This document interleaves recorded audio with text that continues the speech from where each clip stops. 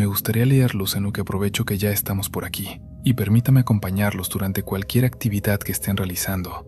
Vamos a desconectarnos un ratito del estrés y de la prisa del mundo exterior. Alfonso Segovia, desde Guerrero, México. Esta noche nos cuenta esto. Desde que me jubilé, he estado viajando constantemente con mi esposa, ya que considero que ahora más que nunca es tiempo de disfrutar mi retiro, lo cual ha sido una experiencia muy bonita, debido a que me permite conocer y aprender acerca de los lugares que visitamos.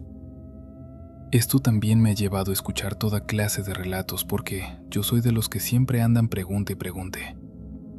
Hoy me animé a escribirles este relato que recordé por un video que vi en su otro canal, el de exploraciones. Por eso quise aprovechar que lo tengo fresco en la memoria. Cabe señalar que la mayoría de estos viajes los hacemos con grupos de nuestra iglesia local, aquí en Zihuatanejo.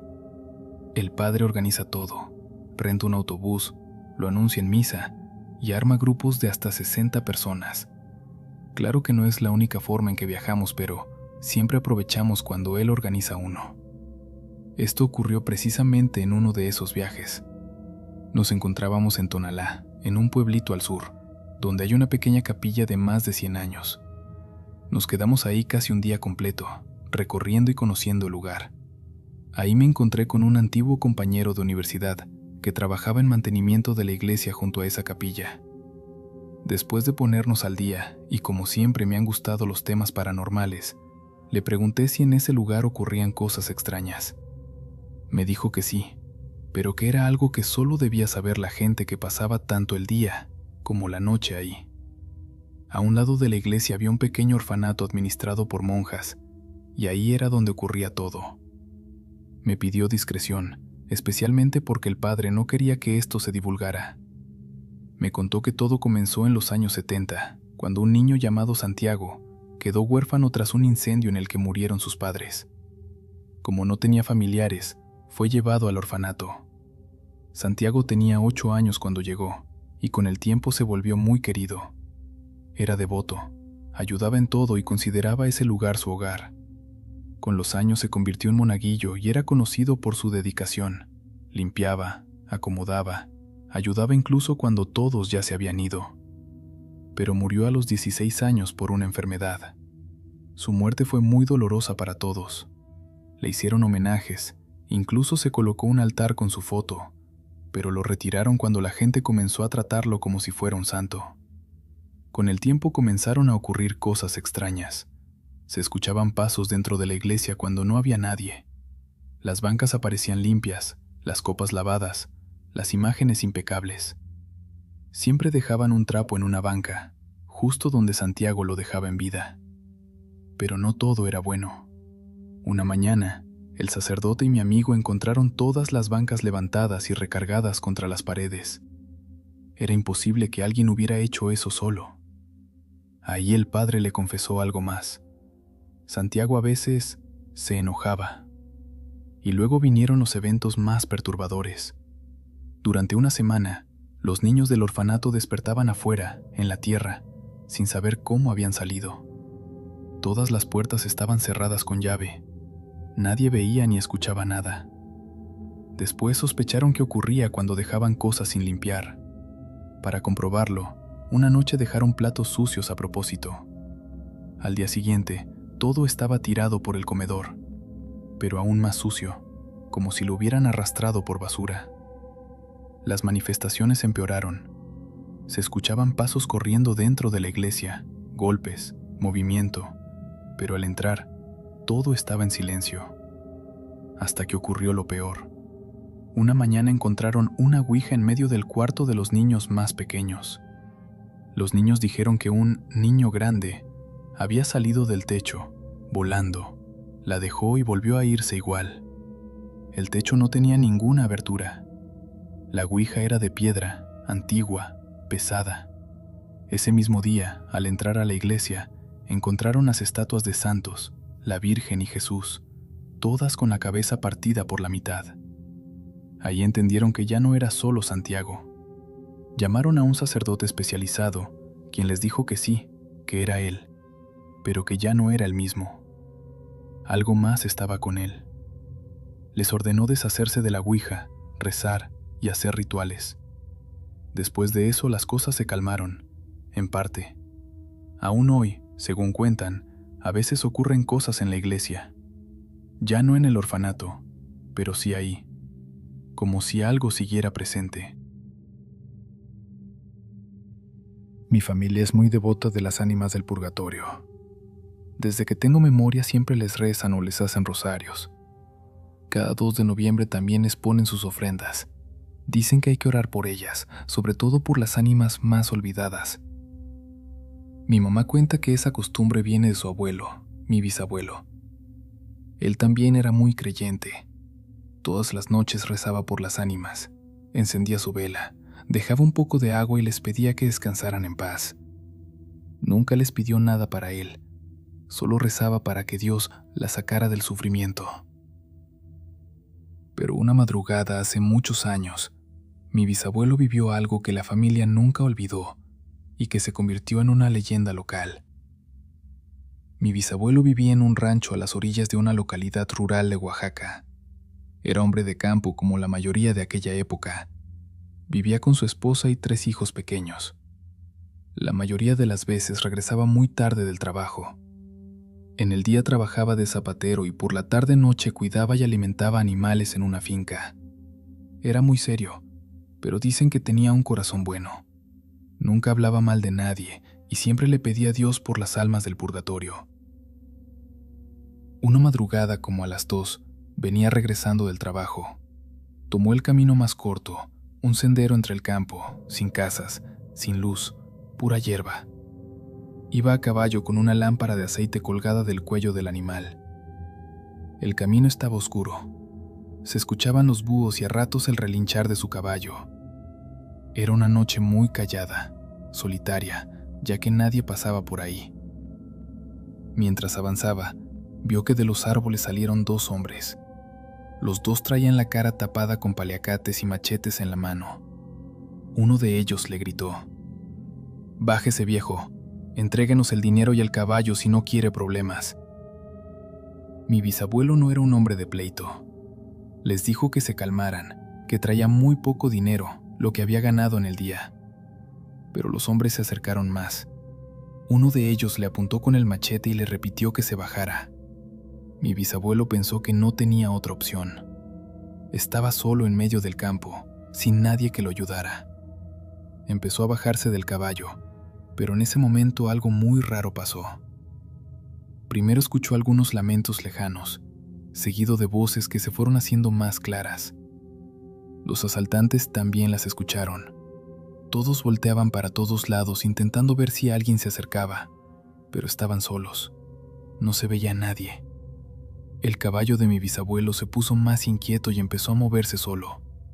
El aire se sintió pesado, frío, más frío que aquella madrugada.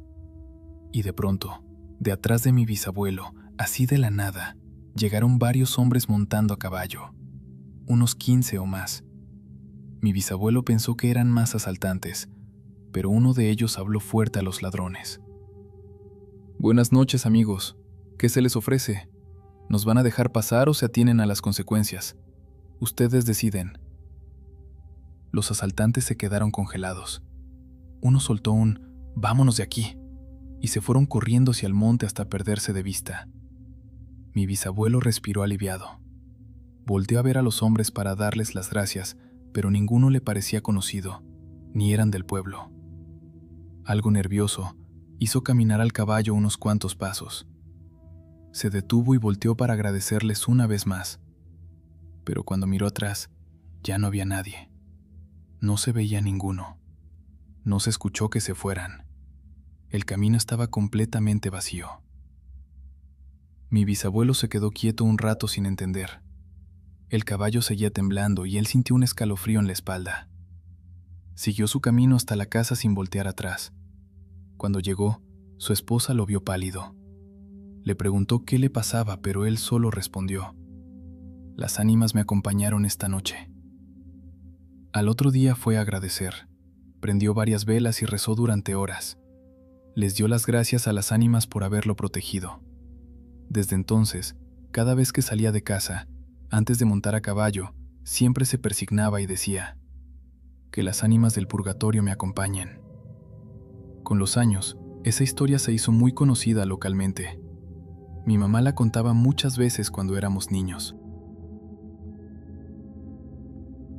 Mi nombre es Mario Hernández.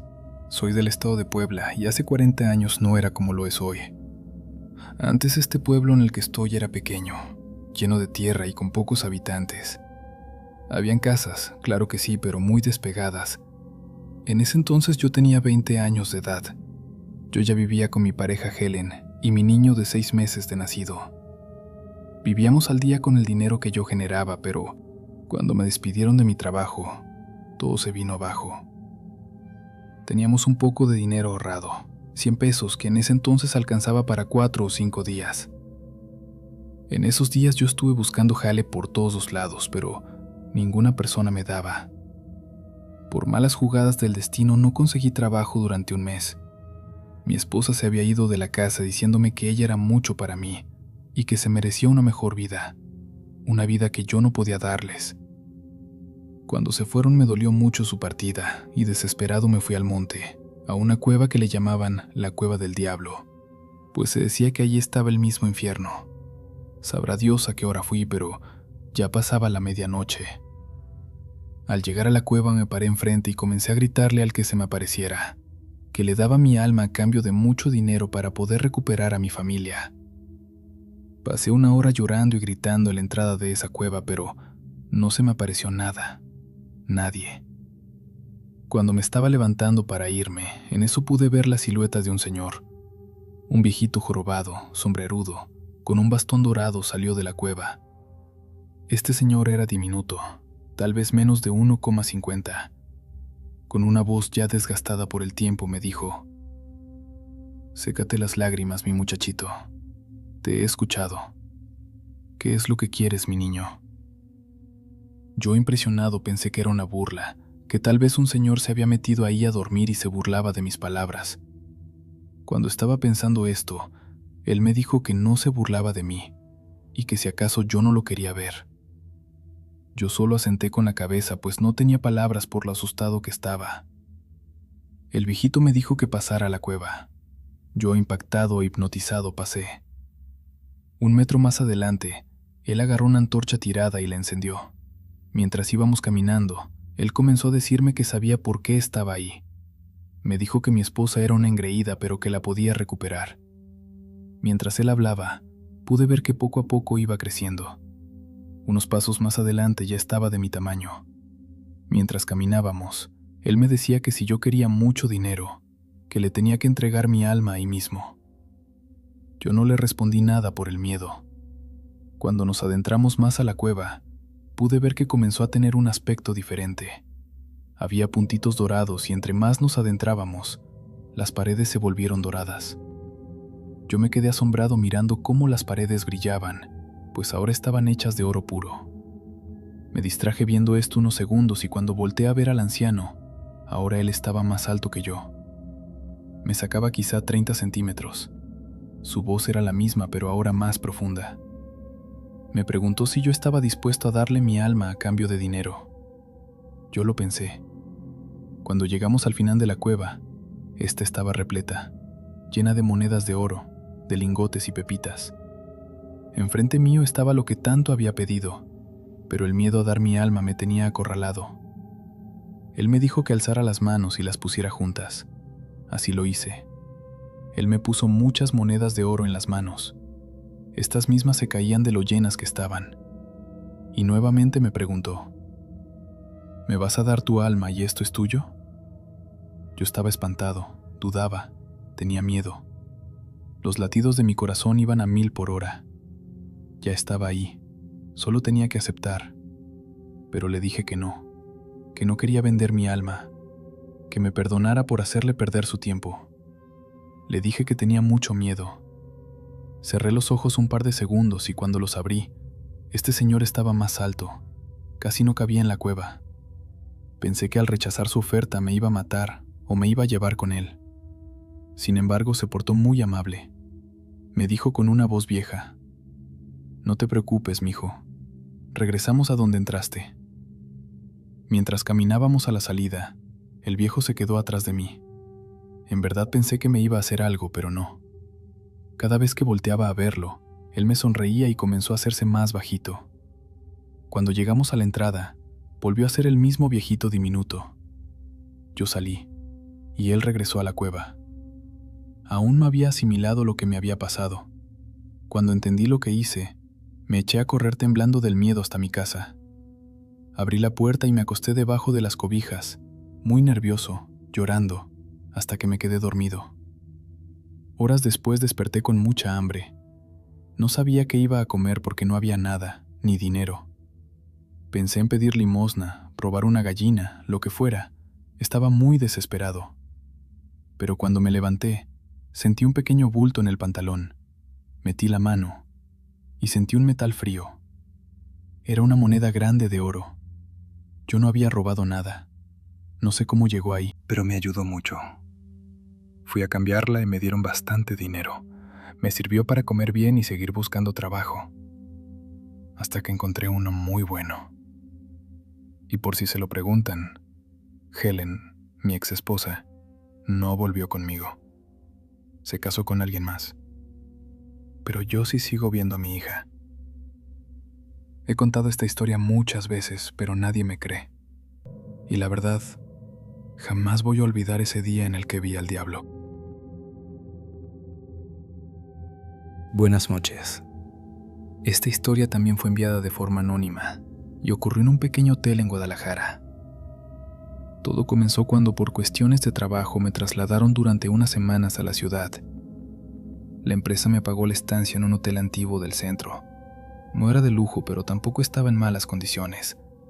Tenía ese aire viejo, con pasillos largos, alfombras gastadas y luces amarillentas que apenas iluminaban. Desde el primer día sentí algo extraño, pero lo ignoré. Pensé que era solo sugestión. La primera noche dormí profundamente, pero cerca de las 3 de la madrugada me despertó un ruido. Era como si alguien caminara lentamente por el pasillo, arrastrando los pies. No le di importancia, pensé que era otro huésped. Pero al día siguiente, al salir de mi habitación noté algo raro.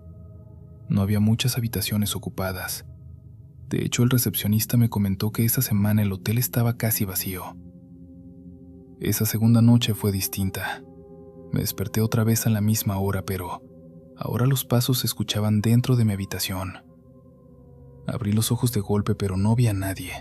El sonido continuó como si alguien caminara de un lado a otro, justo al pie de mi cama. No me moví. Me quedé completamente quieto, con el corazón latiendo muy fuerte. De pronto los pasos se detuvieron, y entonces escuché un susurro. No entendí lo que decía, pero era claramente una voz, muy cerca de mí. Encendí la luz de inmediato. No había nadie. Esa noche no volví a dormir. A la mañana siguiente bajé a recepción. Le pregunté al encargado si alguien más se había quejado de ruidos o algo parecido. Se quedó en silencio unos segundos, y luego me dijo: ¿En qué habitación está usted? Le respondí. Su expresión cambió. Me dijo que si podía me cambiaría de cuarto. Le pregunté por qué, y entonces me contó algo que no esperaba. Hace años, en esa misma habitación, un hombre se quitó la vida. Desde entonces varios huéspedes habían reportado cosas extrañas, pasos, susurros, sombras. Algunos incluso aseguraban que sentían que alguien se acostaba junto a ellos en la cama. Sentí un escalofrío al escuchar eso. Acepté cambiarme de habitación de inmediato. Esa misma noche, ya en el nuevo cuarto, pensé que todo había terminado. Pero no fue así. A las 3 de la madrugada desperté otra vez. Esta vez no había pasos. Había algo peor. La puerta del baño estaba abierta y la luz encendida. Yo recordaba perfectamente haberla dejado cerrada. Me levanté lentamente, con miedo. Cuando me acerqué, la luz comenzó a parpadear, y en el espejo vi una silueta detrás de mí. Giré de inmediato. No había nadie. Volví a mirar el espejo, y ya no estaba. Esa fue mi última noche en ese hotel. Al día siguiente hice el check-out antes de tiempo y busqué otro lugar. Nunca supe si lo que estaba en esa habitación me siguió, o si simplemente ya no necesitaba hacerlo. Pero desde entonces, cada vez que despierto a las 3 de la madrugada, no vuelvo a abrir los ojos de inmediato. Me llamo Juan Carlos y soy transportista. Soy de Ciudad de México, pero viajo a distintos lugares de la República Mexicana, transportando materia prima. Llevo años en el negocio, pues mi padre, que en paz descanse, toda su vida se dedicó a este negocio. Y desde muy chico me gustaban los camiones. Siempre quise ser como él. Ahora veo que no es un trabajo fácil, y más en estos tiempos donde las carreteras se han vuelto aún más peligrosas, sobre todo en ciertos estados de la República, en donde ya me han dado varios sustos, y no paranormales precisamente. Aunque la verdad, así como están las cosas, me atrevo a decir que prefiero que me sucedan cosas de índole paranormal que ser víctima de la delincuencia. Pero bueno, ten cuidado con lo que deseas. Esta historia es de carácter paranormal. Fue la primera y única vez que he experimentado algo de esta índole, y fue muy impactante. Esa noche, en uno de mis viajes por la República, yo salía de un restaurante de esos que hay en las carreteras. Eran pasadas las 10 de la noche cuando salí del lugar, ya en dirección a hacer la entrega. Me quedaban como 9 horas de camino. Iba hablando con un amigo por la alta voz de mi teléfono. Este recién había tenido problemas con su esposa y me estaba contando toda la situación. Y no es por ser malo, pero eso me ayudaba a entretenerme y a que no me diera sueño. Por eso siempre me gustaba ir hablando con alguien o escuchando música. Iba cruzando una carretera que es famosa por la delincuencia que hay en el lugar. Iba un poco nervioso, pues no tenía ni un mes que a uno de mis colegas lo habían asaltado en esa misma ruta. Pero el platicar con mi amigo me calmaba mucho. Pero de pronto hubo algo que llamó mi atención. «Espérame, estoy viendo gente en el monte», le dije a mi amigo, quien estaba al teléfono. «¿Cómo que gente? Te metiste algo, ¿verdad?», me respondió riéndose a forma de burla. Yo dejé de contestarle por unos segundos, pues bajé la velocidad para poder ver bien. Y en efecto, había muchas personas, hombres y mujeres parados entre el monte, al costado derecho de la carretera. «¿Qué pasó, Juan?», me preguntaba mi amigo en repetidas ocasiones.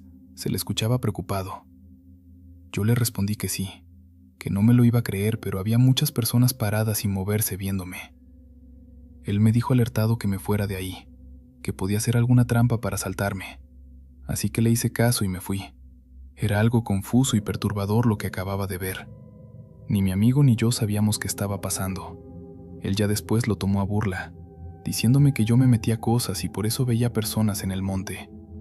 Pero yo de verdad quedé muy asustado, aunque después de unas horas me olvidé del asunto. Tiempo después cumplí con la entrega. Tomó unas horas descargar el camión. Después dormí en la cabina casi todo el día, pues tenía que recuperarme para el regreso. Y a eso de las 8 de la noche salí a carretera, de vuelta a mi ciudad. Todo el camino estuvo normal, tranquilo, sin nada fuera de lo común. Ya era de madrugada cuando iba a volver a pasar por aquel lugar. Recordaba exactamente en dónde había sido, pues incluso me memoricé el kilómetro. Esta vez no iba hablando con nadie, lo cual lo hizo el doble de espeluznante cuando pasé por ahí, y los volví a ver. Eran los mismos, seguían parados en la misma posición que la noche anterior. Todos me veían pasar sin hacer nada, sin moverse. Esta vez no me detuve, pasé a la misma velocidad que iba, pero sí alcancé a verlos.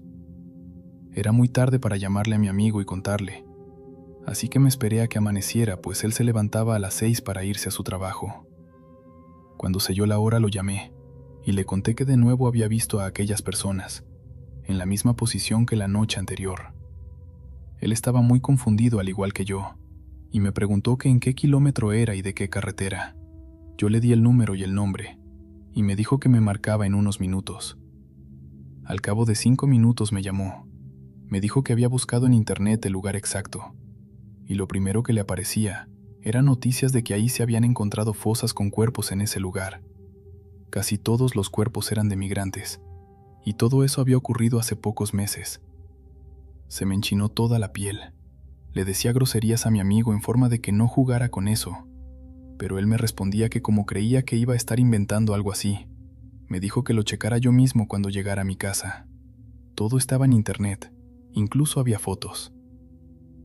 Fue lo primero que hice llegando a mi casa, y comprobé que todo lo que mi amigo me había dicho era verdad. No quise ver las fotos, pero sí leí varias notas que hablaban de lo mismo. Habían más de 50 cuerpos apilados. Fue muy triste para mí leer eso. No podía dejar de pensar en si las personas que yo había visto eran ellos, o más bien, sus almas sin poder irse. A día de hoy me cuesta contar esta historia. Nadie me cree, pero tristemente fue algo que me tocó vivir, y no entiendo por qué se me manifestaron a mí.